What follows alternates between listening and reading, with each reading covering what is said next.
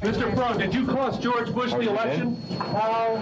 Al Gore would be president-elect if Ralph Nader's name were not on the ballot. Now, I can appreciate you dismissed the idea that you were a spoiler for the Clinton campaign and said, and you know, this idea that you were co-opted as a tool of Russian influence as part of, you had said, I want to say it was part of Democrats' pathetic excuse for losing the election.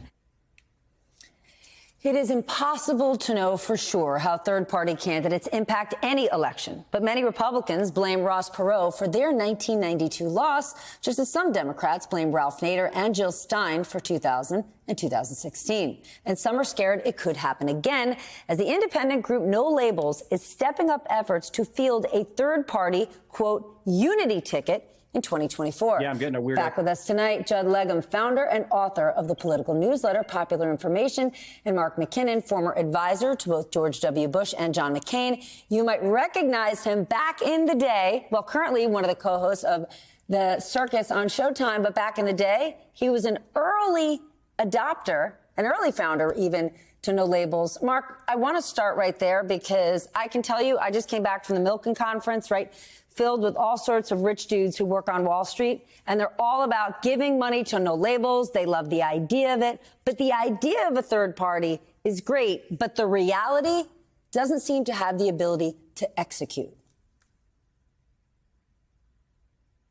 Well, Stephanie, the one thing I say about politics is people say, well, it's not going to happen because it's never happened before. And then it happens. I mean, we'll never elect a black president. We'll never elect an actor president or a real estate millionaire from New York.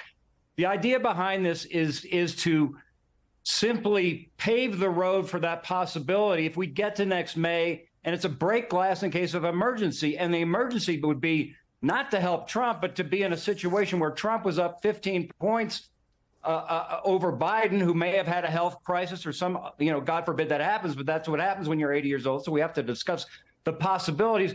So it's simply laying the tracks, because you can't decide next June if there's an emergency to do something about it then, because you have to get on the ballot in enough states to get a third party going. And this is not a protest vote. They have said specifically that this is not designed to try and help Trump. They are dedicated to opposing a Trump presidency, bottom line, and that it's not a protest vote unless it's a legitimate ticket.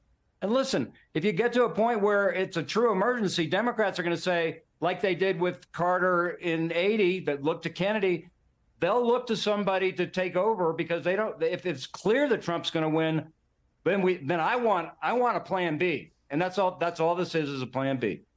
Judd, you've done a lot of reporting on No Labels. How do you see it?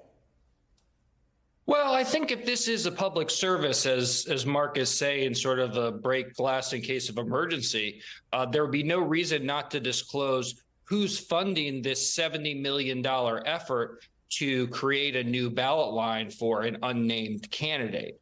So I think that's one of the issues.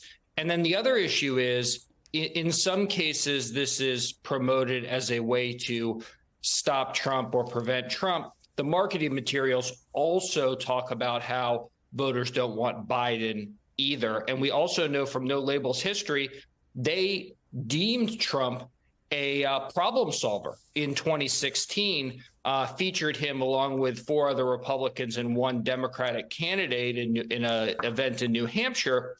And then during the Biden administration have opposed many of Biden's signature policies like Build Back Better. So I think there is some warranted skepticism of who is behind this, who is funding this, and what really are their aims, because there isn't a lot of clarity as to when the decision will be made and how that decision will be made to advance an actual candidate, to advance actual candidates and put them on the ballot line that they're currently spending a lot of money trying to get on the ballot in many states.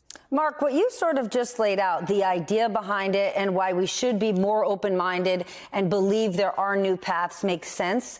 But why do you think they don't disclose their donors, right? We invite No Labels to come on TV all the time, and they never even say yes. Because it's a nonprofit organization, just like AARP, just like the League of Women Voters. They're not required to disclose. And if they did, by the way, they'd just be attacked for all the reasons that people are attacking no labels. So they're doing exactly what other nonprofits that are exactly their same status do. And all they're doing is raising money. Once again, they don't have a candidate. There's not a policy agenda that wouldn't be determined until the candidates were picked. Or in fact, they're going to lay out their sort of contract with America, I think, in the next month or two. So people be clear about what the agenda is.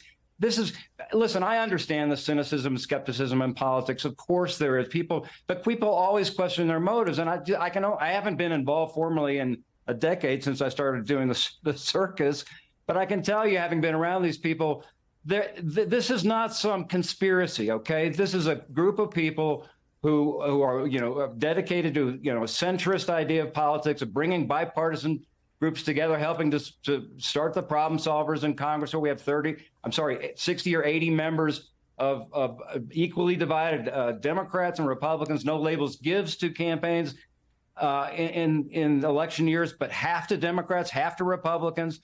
So listen, there's not some hidden agenda here other than to have an option for voters come next spring. And by the way, 86% of voters in America don't think it's a good idea for anybody over 75 to be running for president. I hope they're both in good shape.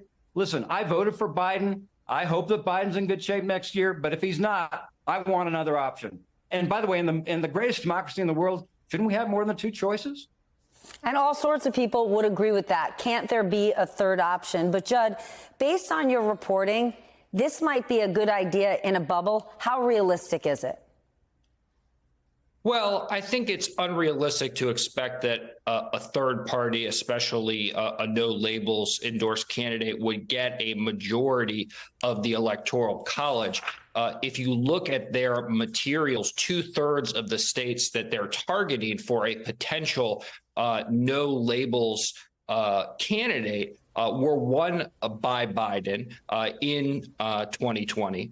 And the more likely scenario is that they could tip a few states that were won narrowly by Biden, like Georgia or Michigan or elsewhere, to Trump. Or if they were very successful, maybe create a scenario where it would go to the House of Representatives to decide the presidency, because no candidate would have a majority Electoral College.